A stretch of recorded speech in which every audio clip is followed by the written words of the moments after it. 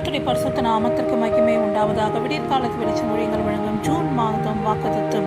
இழந்து போன மகிமை, பதவி, அதிகாரம் உன்னை தேடி வரும். மீகா 4:8. மந்தையின் துருக்கமே, சீயோன் குமார்த்தியின் அரணே, முந்தின ஆளுகை உன்னிடத்தில் வரும். ராஜரிகம் எருசலேம் குமார்த்தியின் இடத்தில் வரும்.